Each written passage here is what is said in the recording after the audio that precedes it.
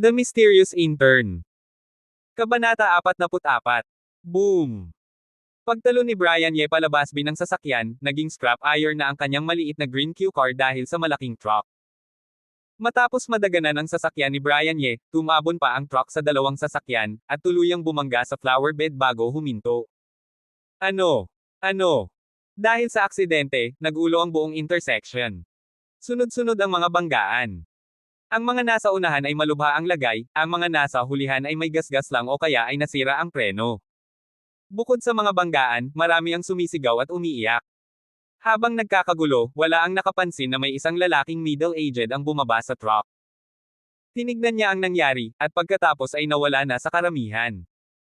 Pagbangon ni Brian Ye, namutla siya. Nanginginig siya. Kahit matapang siya, natakot siya. Halos naamoy na niya ang kamatayan. Unang beses niya itong naramdaman. Kung hindi siya tumalon, matagal na siyang patay. Kahit gaano pa siya kalakas, wala siyang laban sa truck. Kahit na mas mataas pa ang level niya sa Mysterious Longevity Art, wala pa rin siyang laban.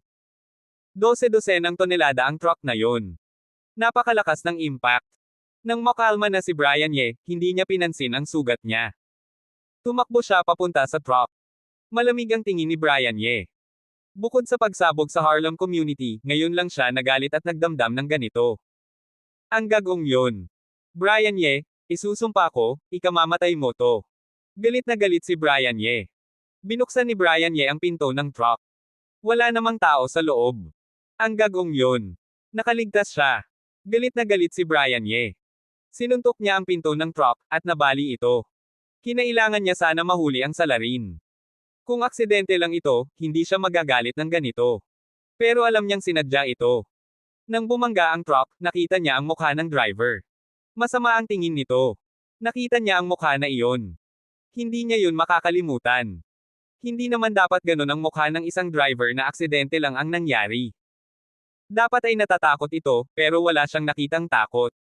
At ang walang laman na truck ay nagpapatunay na totoo ang nakita niya. Hindi aalis ang isang driver na nakaranas lang ng malaking aksidente. Tinignan ni Brian Ye ang truck at ang intersection. Ang mga kamera sa traffic lights ay halos masunog sa galit niya. Sinuntok niya ulit ang truck. Ang pwesto ng truck ay blind spot ng mga kamera. Sinadya nga ng gagong yun. At siya ang target nito. Naalala ni Brian Ye ang mukha ng driver. Galit na galit siya, gusto niyang pumatay. Ano? Isang sigaw ang narinig ni Brian Ye. Kailangan niyang magligtas ng tao. May mas mahalaga pa pala kaysa sa galit.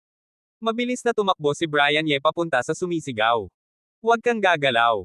Huwag kang gagalaw, tiisin mo. Isang lalaki ang sumisigaw. Ang sasakyan nito ay nabangga ng truck. Napipisa ang mga paa nito. Kung hindi lang nasa likod ang driver's seat, patay na ito. Tinignan ni Brian Ye ang kalagayan ng lalaki. Napipisa ang mga paa nito. Hindi na ito kaya panghilahin. Sinuri niya ang sitwasyon. Tinignan niya ang paa ng lalaki. Kinuha niya ang lakas niya at hinaila ang lalaki. Masakit ang braso ni Brian Ye. Buti na lang at hindi masyadong napipisa ang paa ng lalaki. Kung mas malalim, hindi na niya ito kaya panghilahin. Hindi kayang igalaw ang truck gamit ang lakas niya. Paghila niya sa lalaki, hindi na siya nag-aksaya ng oras.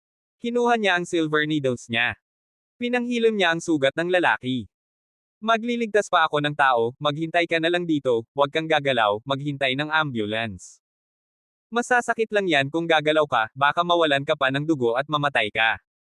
Kinuha niya ang isang tela sa sasakyan sa tabi at tinalian ang paa ng lalaki. Pagkatapos, tumakbo si Brian Ye sa ibang aksidente. Maraming tao ang kailangang iligtas. Hindi siya pwedeng manatili sa isang lugar. Tuwing iligtas siya ng tao, nasasaktan ang puso niya. Ang daming nasugatan. Kahit na maligtas sila, mababaldado pa rin sila. Ang mga patay naman ay hindi na maliligtas. Nang makita ni Brian Ye ang Volkswagen sa tabi ng kanyang sasakyan, parang sinampal ang puso niya. Yung sasakyan na nasa tabi niya kanina. Nakita ni Brian Ye ang dugo sa sasakyan. Naalala niya ang lalaki na nagsasalita sa telepono kanina. Nawala na ang buhay nito. Kanina lang, nag-aalala pa ito. Pero ngayon, patay na ito. Naramdaman ni Brian Ye ang pagkawala ng isang buhay. Magpahinga ka na. Aalagaan ko ang pamilya mo, at ipaghihiganti kita. Isusumpa ko, hahanapin ko ang taong yun. Kahit anong puwersa ang nasa likod niya, pupuksain ko sila. Lahat ng sangkot sa aksidente, ipapatay ko sila. Kinuyam ni Brian Ye ang kamao. Sa isang importanteng intersection, nangyari ang malaking aksidente. Agad na dumating ang mga traffic police para ayusin ang sitwasyon. Sumunod ang mga ambulance. Halos lahat ng ambulance mula sa pinakamalapit na ospital ay pumunta. Pagdating ng mga ambulance at pagsisimula ng rescue operation, dumating din ang mga media at reporters para mag-report. Nang dumating ang mga traffic police, tinulungan ni Brian Ye ang huling nasugatan, tapos ay pumunta siya sa isang sulok at naghintay. Ano man, gagawin ko ang lahat para tulungan kayo. Sana'y maging matatag kayo at mabuhay. Pinanood ni Brian Ye ang mga nasugatan na dinadala sa mga ambulance, at tahimik na nanalangin para sa kanila. At the same time, nagdesisyon siyang mag-donate para sa mga namatay at nasugatan. Kahit sino man ang gumawa nito, magdo-donate siya. Kahit sino man ang gumawa nito, hahanapin niya ang driver ng truck. Papatayin niya ito. Para sa mga inosenteng namatay. Doktor ka rin ba? Magaling ka palang magamot. Habang pinapanood ni Brian Ye ang mga traffic police at ambulance personnel, may narinig siyang boses. Dr. Lu. Paglingon ni Brian Ye, nagulat siya. Si Jody Lu pala. Kilala mo ako. Nagulat si Jody Lu nang marinig ang pangalan niya. Nasa northern suburbs din ang Kean Hospital kung saan siya nagtatrabaho. Late din siyang umuwi ngayong gabi. Nagkataon lang na nakita niya ang aksidente. Mabuti na lang at iba ang direksyon nila ni Brian Ye. Pero dahil doktor siya, hindi siya umalis. Pinark niya ang sasakyan at tinulungan ang mga nasugatan. Nang tinutulungan niya ang mga tao, nakita niya si Brian Ye na tumutulong din. Napansin niya ang galing ni Brian Ye. Napakabilis at napakahusay nito. Nahiya siya, pero na-curious din siya kay Brian Ye. Kaya nang dumating ang mga ambulance at traffic police, tinulungan niya ang mga tao, tapos ay nilapitan niya si Brian Ye. Nagulat siya nang banggitin ni Brian Ye ang pangalan niya. Magaling po kayong magamot, Dr. Lo. Matagal ko na po kayong hinahangaan. Narealize ni Brian Ye na may mali sa sinabi niya. Nakita niya ang gulat sa mukha ni Jody Lo, kaya nagsalita na lang siya ng pabulong. Talaga. Nagduda pa rin si Jody Lo. Kakauwi lang niya sa China, sikat na ba siya? At parang hindi niya pa nakikita ang lalaking ito. May tiwala siya sa memorya niya. Hindi naman siya gaanong nakakakilala ng tao. Opo, ang galing niyo po sa cardiovascular surgery. Hinahangaan ko po kayo at gusto ko pong matuto sa inyo. Pinilit ni Brian Ye na magsinungaling. Haha, ang taas naman ng tingin mo sa akin, hindi naman ako ganun kagaling. Nang marinig ni Jody Lo ang department at area of expertise ni Brian Ye, gumaan ang loob niya. Dahil pareho silang doktor, hindi na siya nagtanong pa. Ngumiti siya at nagtanong kay Brian Ye, nakita kita kanina. Ang galing mo. Doktor ka rin ba? Ano ang pangalan mo? Saang ospital ka nagtatrabaho? Ye ang apelyido ko, sa Beijing 3rd Hospital ako nagtatrabaho. Ngumiti si Brian Ye. Beijing 3rd Hospital. Ang ospital ni Director Zhao. Saang department ka? Nagulat si Jody Lo. Akala niya ay nasa malaking ospital si Brian Ye. Hindi pala. Nasa Beijing 3rd Hospital pala ito. Hindi naman kalayuan ang Beijing 3rd Hospital sa Kean Hospital. Nakarating na siya minsan kay Dr. Allison Zhao. Alam niyang ordinaryo lang ang ospital na yon. Sikat lang ito dahil kay Dr. Allison Zhao. Pero dahil magaling din si Dr. Allison Zhao, nawala ang pagtataka niya. Maraming magagaling na tao sa China. May mga pumipili ng maliit na ospital. Opo, pero hindi po kami magkasama ni Director Zhao ng department. Sa respiratory medicine po ako. Ngumiti si Brian Ye. Respiratory medicine. Nagulat si Jody Lo. Ang galing ni Brian Ye sa first aid. Mas magaling pa nga siguro ito sa kanya. Doktor lang pala ito ng respiratory medicine. Tinitigan ni Jody Lo si Brian Ye. Hindi naman mukhang nagsisinungaling ito. Doktor ka nga ng respiratory medicine. Opo, gusto ko lang po talaga ang first aid. Nag-aral po ako nito sa college, sa internship, at sa advanced studies. Ipinaliwanag ni Brian Ye. Grabe, internist ka lang, pero ang galing mo na. Nahihiya tuloy ako bilang surgeon. Ang galing pala ng Beijing 3rd Hospital. Sinserong sabi ni Jody Lo. Inabot niya ang kamay niya kay Brian Ye, magpakilala na tayo. Ako si Jody Lo, nasa Department of Cardiovascular and Great Vascular Surgery ako ng Kean Hospital. Pwede ba tayong mag-usap tungkol sa emergency rescue? Gusto na talagang makipagkaibigan ni Jody Lo kay Brian Ye. Hindi madalas makipagkaibigan si Jody Lo. Kailangan ay magaling talaga ang tao. Pero si Brian Ye, isang internist, ang galing sa first aid. Nerespeto niya si Brian Ye. At ang ugali ni Brian Ye ay nakakagaan din ng loob. Habang Nagel iligtas, parang desperado si Brian Ye. Pagkatapos, nagtago na lang ito sa sulok. Dr. Lo, karangalan ko pong makilala kayo. Ako po si Brian Ye. Gusto ko rin pong matuto sa inyo. Inabot din ni Brian Ye ang kamay niya. Kaya pala pumunta si Jody Lo sa Kien Hospital. Matagal nang iniisip ni Brian Ye kung bakit iniwan ni Jody Lo ang Presbyterian Hospital. Akala niya ay mas maganda ang mga ospital sa ibang bansa. Pero kung ang Kien Hospital pala, naiintindihan na niya. Alam niya ang Kien Hospital. Pinag-isipan niya rin ito noon, pero pinili niya ang isang ordinaryong ospital. Mas gusto niyang matulungan ang maraming pasyente. Pero kahit hindi niya pinili ang Kien Hospital, hinahangaan niya pa rin ang system nito, lalo na ang pagtrato nila sa mga doktor. Maganda ang pinili ni Jody Lo. Ang system at welfare sa Kien Hospital ay maganda.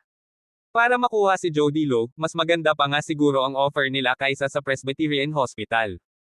Mas malaki ang freedom niya sa Kien Hospital. Mas malaki ang Presbyterian Hospital, maraming magagaling na doktor. Kaya kahit maraming matutunan si Jody Lo, wala siyang freedom para umunlad. Dalawang doktor, kailangan niyo pong pumunta sa amin para magbigay ng statement. Nakapagpalitan na ng number si Brian Ye at Jody Lo, at nag-usap silang muli silang mag-uusap. Dumating na ang mga traffic police. Alam na ng traffic police na mga doktor sina Jody Lo at Brian Ye, pero kailangan pa rin nila pumunta sa station para magbigay ng statement. Pumayag sina Jody Lo at Brian Ye.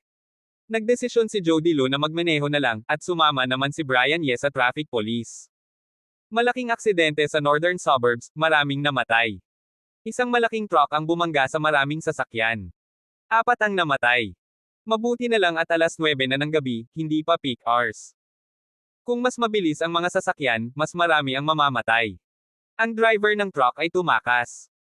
Pagkatapos ayusin ng mga traffic police ang aksidente, nalaman na 4 ang namatay, 2 ang kritikal, 8 ang sugatan, at mahigit 10 may minor injuries. 4 ang wasak na sasakyan, 4 ang malubhang nasira, at 11 may gasgas. Pagkalabas ng impormasyon ng mga traffic police, agad itong kumalat sa mga media. Yanjing TV at ilang national TV channels ay agad na nag-report, at pinuna ang driver ng truck na tumakas. Kawawa naman, hanapin natin ang driver ng truck. Ingatan ang buhay, layuan ang malalaking truck. Nang ma-upload sa internet ang mga larawan ng aksidente, nagalit ang netizens. Sinisisi ng netizens ang driver ng truck, at marami ang humihiling na mahuli ito. May mga netizens din na nanawagan na ayusin ang road control measures, at ang routes ng mga malalaking truck para maprotektahan ang kaligtasan ng mga tao. Hanapin natin siya. Kailangan nating mahuli ang driver at parusahan. Kinagabihan, personal na nagsalita ang mayor ng Yanjing City. Hiniling niya sa Yanjing City Public Security Bureau na gumawa ng task force para mahuli ang driver. Nagsalita rin ang director ng Public Security Department. Sinabi niyang sisiguraduhin nilang mahahanap ang driver at mapaparusahan ito. Nagsalita rin ang mga leader sa northern suburbs. Sa harap ng kamera, pinunan nila ang driver at sinabing papanagutin nila ito. Hindi ito gaya ng dati, talagang galit sila.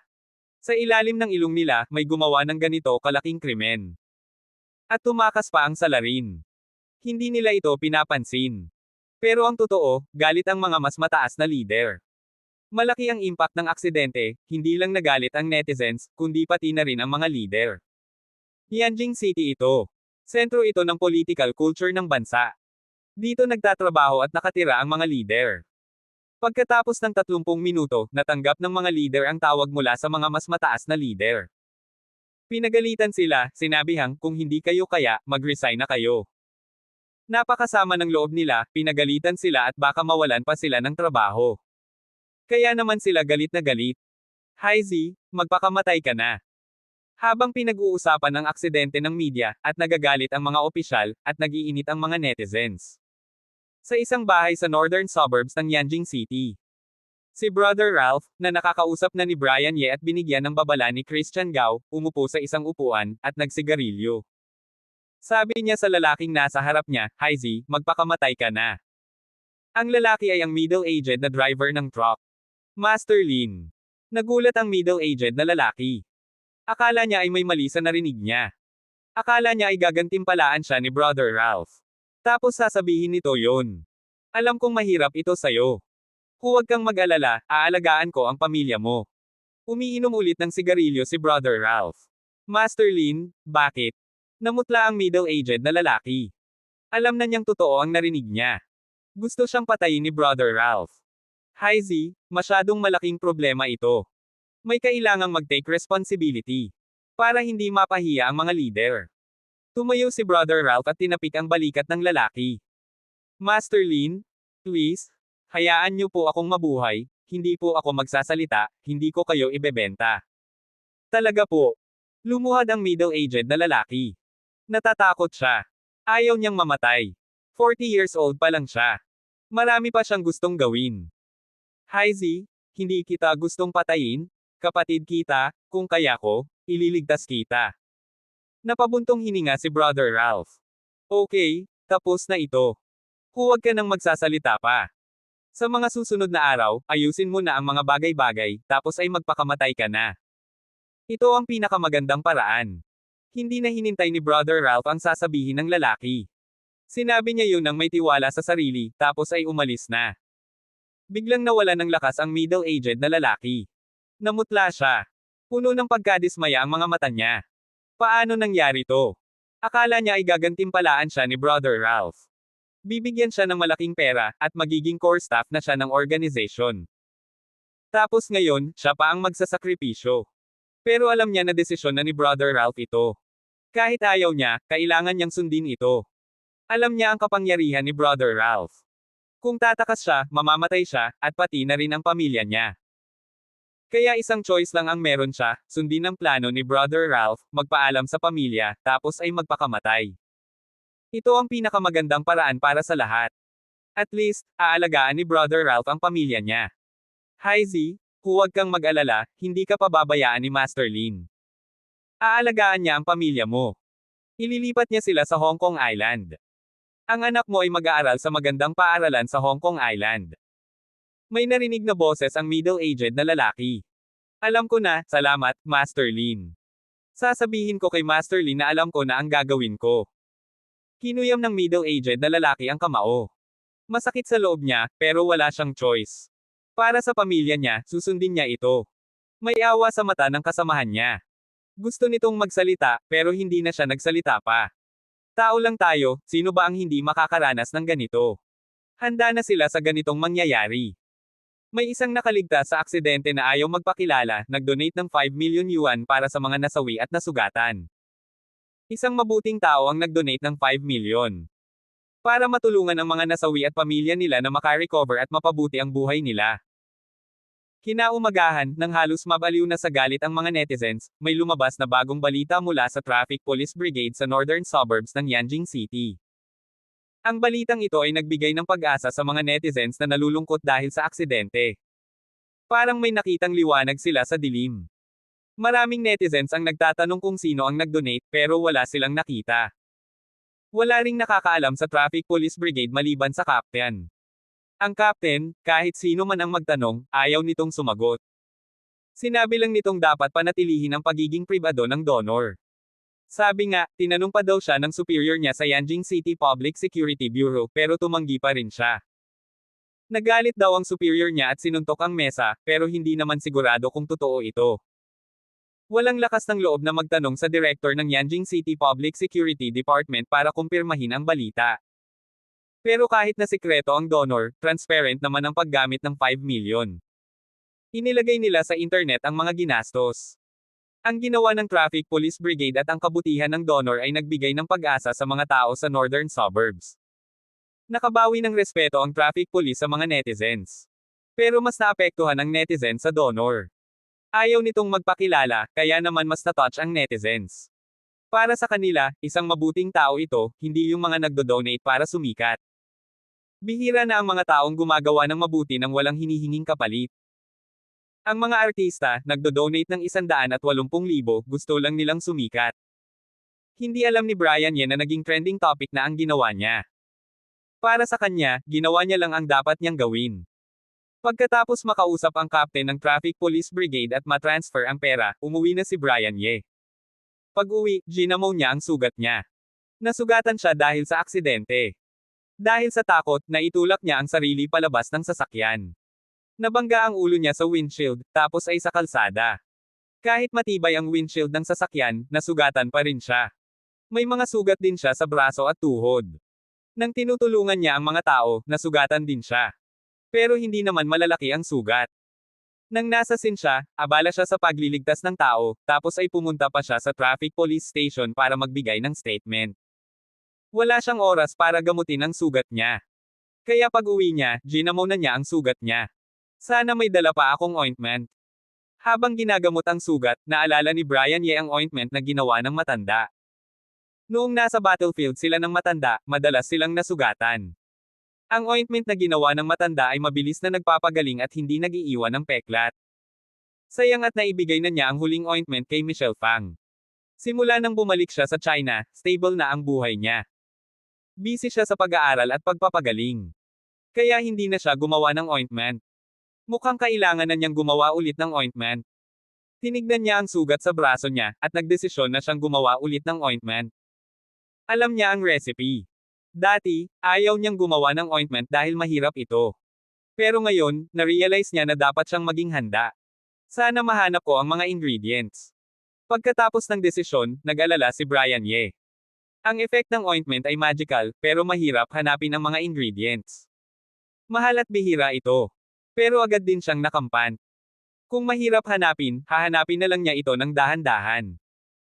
Pagkatapos gamutin ang sugat at maligo, nag-ensayo na si Brian Ye. Nasayang ang oras niya kanina, pero hindi na niya ito pwedeng sayangin pa. At mas gusto na niyang maging malakas. Ang nangyari kanina ay nagpaalala sa kanya na hindi siya ligtas kahit sa China. Hindi pala madali ang pagiging malakas, hindi mo alam kung kailan at ano ang mangyayari. Pag-uwi galing sa Traffic Police Brigade, naiisip pa rin ni Brian Ye ang mukha ng driver ng truck.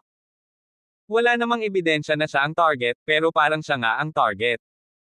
Kung ganun, may nakakaaway na pala siya, at baka atakihin siya ulit nito. Para maiwasan ang ganito, kailangan niyang maging malakas. Para sa taong nagplano na patayin siya, kailangan din niyang maging malakas. Para sa mga namatay sa aksidente, kailangan din niyang maging malakas, mahanap ang salarin, at parusuhan ito. Sigurado ka bang patay na si Brian Ye? Sa isang malaking bahay sa Yanjing City, umupo si Christian Gao sa sofa, uminom ng red wine, at pinapanood ang balita sa TV. Huwag kang mag-alala, Master Gao, patay na siya. Wasak na ang sasakyan, paano pa siya mabubuhay? Narinig ang boses ni Brother Ralph sa microphone. Hindi pa naman nakumpirma ng traffic police ang listahan ng mga namatay. Ngumiti si Christian Gao, pero nagtanong pa rin siya. Hindi pa. Parang ayaw ipaalam ng traffic police, pero huwag kang mag-alala, Master Gao, hindi na mabubuhay yung bata. Umiling si Brother Ralph. Napanood ko ang nangyari. Kung nakaligtas siya, swerte na siya, pero imposible yun. Alam niyang hindi na kailangang mag-alala si Christian Gao. Imposible na mabuhay si Brian Ye. Mabuti naman, wala tayong naiwang bakas. Nang marinig ang sinabi ni Brother Ralph, ngumiti si Christian Gao. Alam niyang hindi na kailangang mag-alala. Huwag kang mag-alala, Master Gao, inaayos ko na ang lahat. Ngumiti si Brother Ralph. May magsasakripisyo na, at maayos na ang lahat. Nangyari ito sa isang intersection, at malaki ang impact, wala nang mag-iisip na sinadya ito, para kanino, dahil walang maglalakas ng loob. Mabuti. Nang ngumiti si Christian Gao. Sa ganitong panahon, gumawa sila ng malaking gulo. Para silang nasa pinakadelikadong lugar, pero ligtas sila. Alam ni Christian Gao ang katotohanan yun. Tama ang pagpili niya kay Brother Ralph. Narinig mo na ba ang malaking aksidente kagabi? Oo naman. Paano ko naman hindi maririnig? Ang sakit, maraming namatay daw. Oo nga eh. Yung mga buhay, marami ring baldado. May mga ginagamot nga dito sa ospital natin. Sabi ng mga doktor sa orthopedics, baka hindi na gumaling ang ilan. Kawawa naman, ang driver ng truck, ang sama ng loob. Kinaumagahan, sa nurses station ng Respiratory Medicine Department, Beijing 3rd Hospital, pinag-uusapan ng mga nurses ang aksidente. Hindi lang naman sa Respiratory Medicine Department, kundi sa ibang department din. Napakagaling ng aksidente, at mataas ang atensyon dito.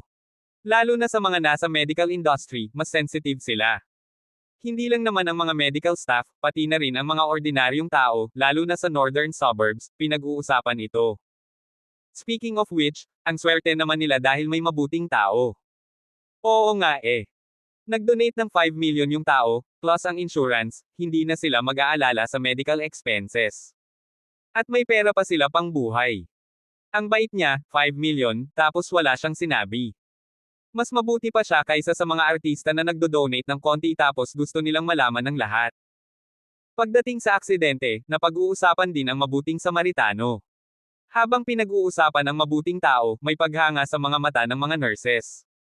Ang swerte nga nila. Habang nakikinig sa mga kasamahan, may kakaibang tingin si Brian Ye. Nag-donate siya kagabi dahil sa konsensya. Hindi niya akalain na magiging trending topic ito. Simula nang umalis siya ng bahay, naririnig na niya ang mga tao na nag-uusap tungkol dito. Pati na rin ang taxi driver ay pinag-uusapan ito. Pero hindi siya masaya o proud. Sa tuwing naririnig niya ang mga papuri, mas nahihiya siya. Wala pang ebidensya na siya ang target ng aksidente, pero sinasabi ng intuit ayon niya na siya nga ang target. Kung ganun, nadadamay ang mga tao sa aksidente dahil sa kanya. Kahit na wala siyang kasalanan, konti lang naman ang nagawa niya.